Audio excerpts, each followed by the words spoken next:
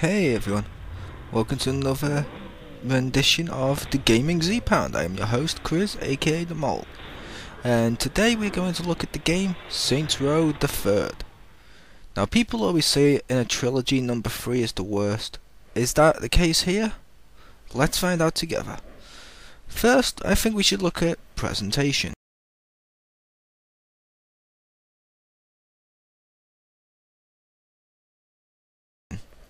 The graphics here look great, and every explosion or gunshot really just makes you crave more. It really does. The look of each vehicle is fantastic. I personally love how the police cars look in this. They look sort of futuristic yet modern, unlike previous cop cars in pretty much every other game out there that look like every cop car in every game out there. Saints Row 2 and Saints Row 1 had them look like that a bit. Grand Theft Auto normally does. Basically all games like this seem to have the generic cop car looking thing. This one doesn't. It actually makes cop cars look different in a way that works. I really do like the cop cars. The sounds are fantastic too. So not just visual, the sounds are great as well. The music features cool songs from people's favourite bands and artists such as Drowning Pool, Marilyn Manson, and for other people out there there's also The Razzle, there's also Kanye West. I liked Bonnie Tyler being in it, and much more when it comes to the soundtrack, including people an Adult Swim channel with stuff like the Aqua Teen Hunger Force theme remix. Didn't think that would be in there, but that's in there. Which I'm not personally a fan of Aqua Teen Hunger Force. However, I still find that cool as hell. Now, it's not the best collection in a game like this. In my opinion, that'd probably be Grand Theft Auto Vice City had the best soundtrack. But still, this is a great sound. It's still got a great soundtrack. So great, you'll find yourself making a mixtape or two. Mine even my one that I made for my vehicle, basically when you're driving around you change radio station. My one features No Easy Way Out from the film Rocky IV and You're the Best from the good and original Karate Kid film. All in all, this makes the overall presentation great. I gave it a 9 out of 10. It would have been a 10 out of 10, but with the music I really found myself wanting to listen to the soundtracks I had on my PS3. I couldn't do it, so it only gets a 9. I mean, I understood why and stuff, but still 9 out of 10. So with that done, let's look at gameplay next. The controls are great. Easy to play like the PlayStation 2 Grand Theft Auto games, and not a chore to play like the PS3 Grand Theft Auto 4 game. This is great as there's lots of vehicles to use, from simple and normal regular car to motorbikes, from water vehicles like boats to planes and helicopters. It also has outrageous vehicles like big-headed station wagon that breathes fire. I'm just going to repeat that. A big-headed station wagon that breathes fire. Just saying it is a great. Just saying that is fantastic. I mean, seriously, and the fact that's in there. The combat is fantastic as well, with each weapon or melee fight playing how you want it to. It feels comfortable to play. It's easy to toggle weapons or grenades with just a simple load of the weapons HUD. And again, weapons range from simple handguns to rocket launchers, all upgradable by the way.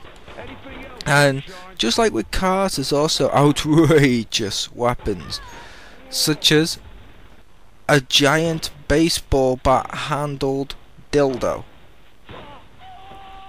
I don't even need to say anything else about that.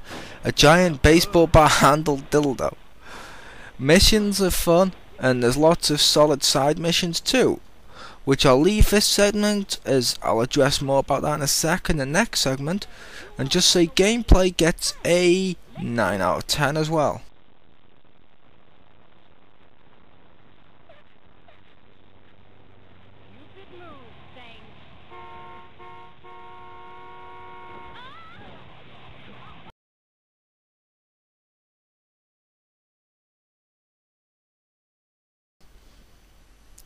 Features is the next category, so let's look at features. You can customize your character to make it look like you, like a celebrity, or just be crazy and make yourself a mascot or some crazy stuff like that. It's all allowed there.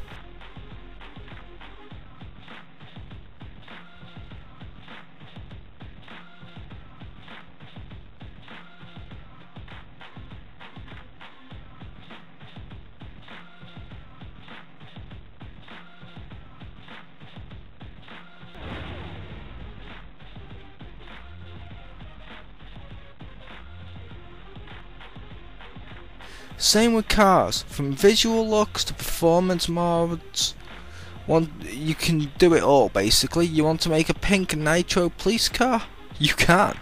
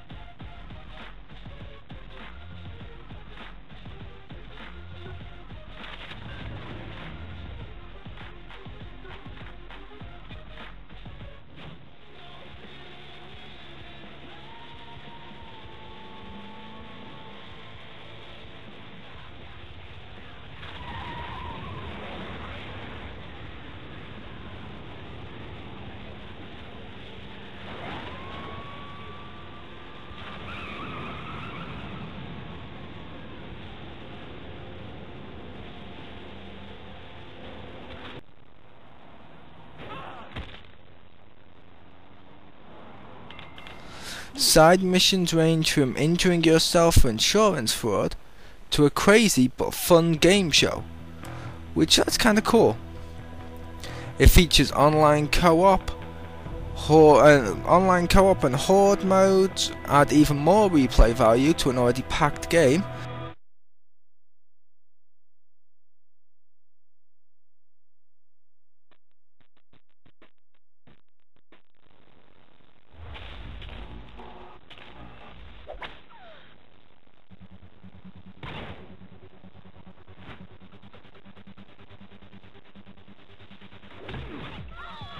Too easy.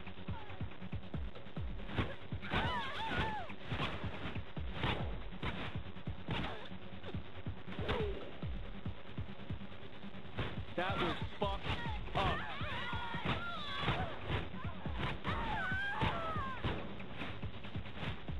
You got something to say now?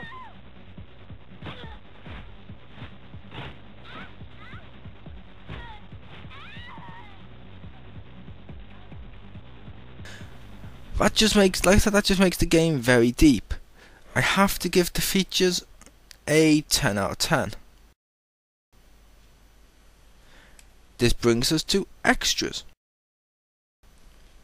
DLC is out with more coming, from stuff like a regular grenade launcher to a gun that literally fires a great white shark. How's that not awesome? Costume pieces as well for a DLC and more. Though big negative in my opinion, I haven't downloaded this DLC. I downloaded the free one you got when you bought it.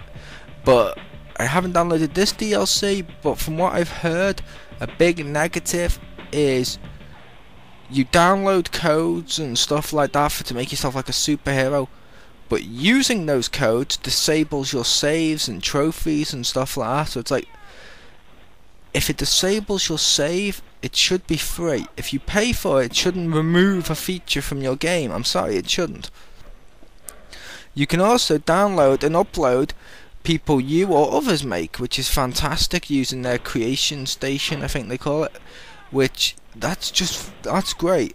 That adds a lot. However, I have to give it an 8 out of 10. I want to go give it a 9. I can't, because that thing about downloading stuff and it disables saves, that's a big issue in my opinion. So 8 out of 10. The final verdict now. Great game, however the DLC save thing, also the fact the AI is still pretty stupid at times. It's better than it's been in the past, but it's still pretty stupid. I've had it a few times where I've been stood still and the enemy has just stood right next to me and not done anything.